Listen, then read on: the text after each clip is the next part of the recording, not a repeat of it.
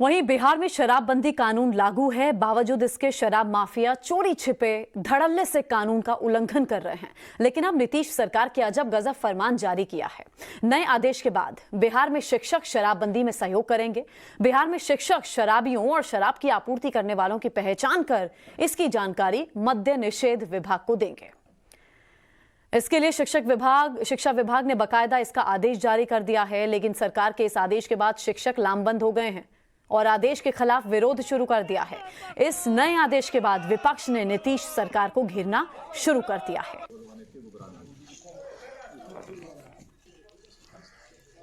तो शराबबंदी लागू है और जहरीली शराब से मौतें भी लगातार हुई हैं बिहार में। बीते कई दिनों से हम देख रहे हैं और अब शिक्षकों को जिम्मेदारी सौंपी गई है। आरजेडी प्रवक्ता क्या कह रहे हैं सुनाएंगे हम आपको। विपक्ष लगातार हमलावर है। शराबबंदियों पर नीतीश सरकार के फरमान के बाद बवाल मच गया है, तो शिक्षा मंत्री ने इस पर सफाई दी है। शिक्षा मंत्री विजय चौधरी टाइम्स नाउ संवाददाता से बात उन्होंने की, सुनिए क्या कह रहे हैं।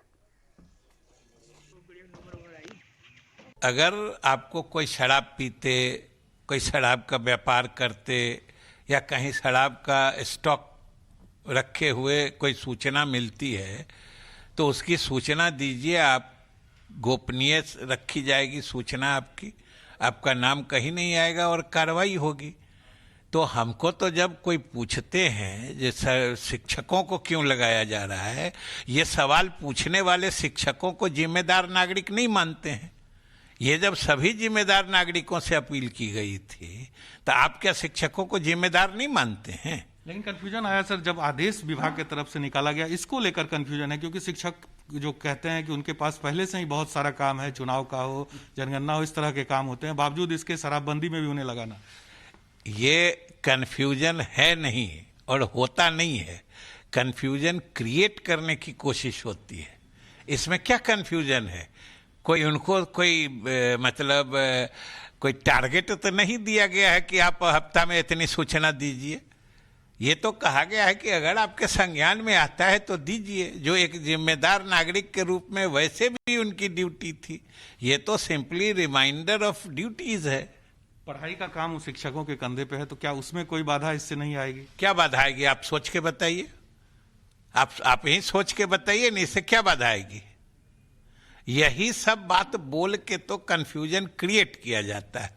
और हम सभी शिक्षकों से भी अनुरोध करेंगे कि इसको अनावश्यक, अगर कोई वेस्टेड इंटरेस्ट के लोग इसको तूल दे रहे हैं तो उसमें फंसकर शराबखोरी करने वाले, शराब का व्यापार करने वाले उन लोगों के लपेटे में न आ जाएं। आरजेडी प्रवक्ता मृत्युंजय तिवारी ने नीतीश सरकार पर हमला बोला है। सरकार पूरी तरह से शराबबंदी कानून सफल करने में विफल साबित हो रही है। शराब माफियाओं, शराब तस्करों को संरक्षण प्राप्त है। सरकार का एक पैरेलल इकोनॉमी शराब माफियाओं ने खड़ी कर दी है। और नीतीश सरकार लगातार शिक्षकों से गैर शैक्षणिक कार्य करा रही है। इसके पहले भी कई ऐसे कार्य हैं जिसमें शिक्षकों की ड्यूटी लगा दी जाती है। तो टीचर्स पर बोझ बढ़ता जा रहा है, ऐसा आरजेडी कह रही है। गैर शैक्षणिक कार्य टीचर्स से करवाए जा रहे हैं। इससे पहले भी टीचर्स के ऊपर बहुत बोझ है। आरजेडी हमलावर है सरकार पर। शराबबंदी देखिए बिहार में लागू है, उसके बावजूद सुशासन, बाबू के राज में सुशासन नजर नहीं आ रहा। वो इस लिहाज से कि बीते दिनों लगातार हम भी लगातार एक्सक्लूसिव तस्वीरें आपको दिखा रहे थे किस तरह जहरीली शराब की बोतलें मिल रही हैं और मौत का आंकड़ा भी बढ़ता हुआ हमने देखा। बकायदा गृह जिला नालंदा जो नीतीश कुमार का है, वहां पर भी लगातार मौतें हुई हैं जहरीली शराब की वजह से।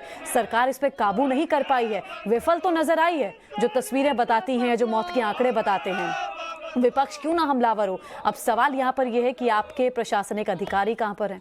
आपने शिक्षकों को ये जिम्मेदारी सौंप दी, नेता खुद ही क्यों नहीं जमीन पर उतर जाते?